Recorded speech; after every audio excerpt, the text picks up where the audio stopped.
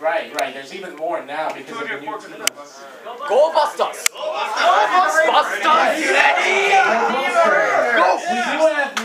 do have a new team. This team called the Go Busters. Toku Sentai Go Buster. It's like special ops kind of thing. I don't know if it's so much spy. I guess it is kind of spy. Yeah, it's more special ops. Three types of Go Rangers. Yeah, but more importantly, there's also Hikunin Sentai. And I want to explain that these two shows are going on at the same time. The one on the top left is the official 37 team, but the bottom right, Akiba Ranger, is an unofficial team made by Toei themselves, which is kind of interesting. They made a whole parody series of their own, and it's hilarious. It is. Oh, by the way, it's not for kids. So if we have time, we might show some clips. The actress was a porn star, yes. Sheena. So, question. Where does B-Fighter lay? That plays under Metal Heroes, which actually we're going to talk about right now. But first off, these are all the mechs in Super Sentai. Super Sentai is interesting because they have all three defining factors of Toku. They have kaiju, they fight the kaiju, they have the transforming heroes, and they have the giant robots that they fight in. But that was a good question about Beetleborgs, Well, first off, I want to talk about crossovers. There was an Ultraman and Kamen Rider crossover back, I think, in the 70s. But then we also have the Super Tyson War, which just came out in April. This is Kamen Rider versus Super Sentai. Like everybody on one side versus everybody on the other side. So again, who was on the Kamen Rider side? Raise your hand. Yo! And who was on the Super Sentai side? Yo, we're gonna beat your butt. So about other Toku heroes, those three that I just mentioned were the mainstream Toku heroes, but there's certainly more. One is a metal hero genre. You can recognize some voices there. The Yard Trooper. Yeah, exactly. And it's sad because they kind of died out in the 90s, and it was a good series. But there is a slight revival with Space Sheriff Gavan. Gavan, yeah. And also they had the Kaider in that other movie that I just showed. There's also the Choshinsei series, which was created by the creators of Godzilla. They tried to make a series that rivaled Kamen Rider Super Sentai, which ultimately failed. But they did, just the risers and all that. So we also have, of course, Madan Ryukendo, which evolved. That was a really good show but this is one of those examples where the show is like highly like toy commercial. Like every episode had an upgrade for some reason. Every episode was like a big giant toy commercial. The creators of this show followed through with Tomoko Rescue Force. And also Rescue Fire, which was intense. And this was a good rival for Super Sentai and Kamen Rider because they were they had a good budget. Like their CGI was really cool. There was also, of course, Spider-Man. Spider-Man was a tokusatsu hero in the 70s. My mom saw that as a kid. Your mom saw this as a kid? Crazy. It was actually made in conjunction with Battle Fever. Right. With Marvel. Right, exactly, with Marvel. And that was a really interesting thing. You can also thank Spider-Man for giant robots in Super Sentai because of this giant robot, we have giant robots in Super Sentai because that's where they got the idea from. In fact, a little trivia for people who don't know, the Super in Super Sentai is because they have giant robots. Otherwise, they would just be Sentai.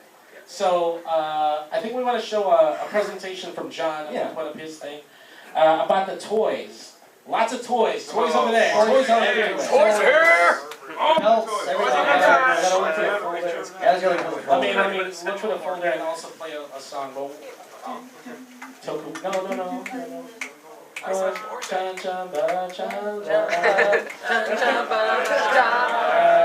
Love you too, guys. So much love. Danger. Yes. What would Garo fit in this? Garo. Oh, I want to talk about Garo later. But Garo is also sort of a non-traditional. Not non-traditional. It is pretty traditional, but it's aimed for adults. It was one of those things. Oh yeah, exactly. Horror. Very dark. I can't read it anymore. So I'm just gonna play this one. It could be a little simple. Play this one. The aesthetic design is not Exactly.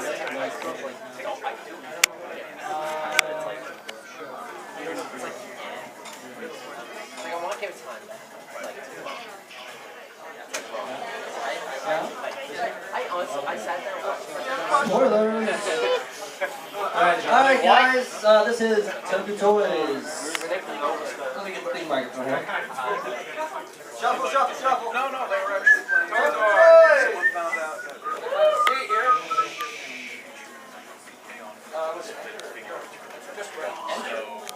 Alright, basically, Toku Toys we have here are lovely Kamen Rider figures. Playing guitar for some reason. Basically, Toku episodes are 30-minute toy commercials, if you don't know about that right now. It's very true, very true. Toku Toys are marketed to both children and collectors. More importantly, the collectors, but children do have a lot of the stuff too, of the accessories and stuff. Most Toku Toys don't make it over to American shores because of course, importing issues, and America sucks. Importing is a must when collecting, and importing is very, very, very costly. As you can see with the prices of belts, like $90, $100, it's nuts. 120. Yeah. That's decent. Yeah. So we're going on to Super Sentai toys, and these toys are, of course, the Go Ranger figures. These are the first Go Ranger figures. The ones on the side over here, as a set, they sold for $4,000 on eBay. So yeah, very costly, but they look really chintzy looking. Don't lie. That's because they were made in the 70s. Yeah, well, that's how it was. Battle Fever J, the mech was the first mech available. Yeah, it doesn't look pretty at all. And of course, we have Denjimon. That was the first transforming mech available out there for Super Sentai collectors. More Super Sentai stuff. We have the Flashman figure sets. Then we have, of course, the Two Ranger Battle Buckla. And not forget Dragon Ranger. Dragon Ranger And side! of course, the most common of all PVC figures. This is Ghost Sager. I don't like Ghost Sager. It's okay. No one likes Ghost. It's Angel! It's Angel!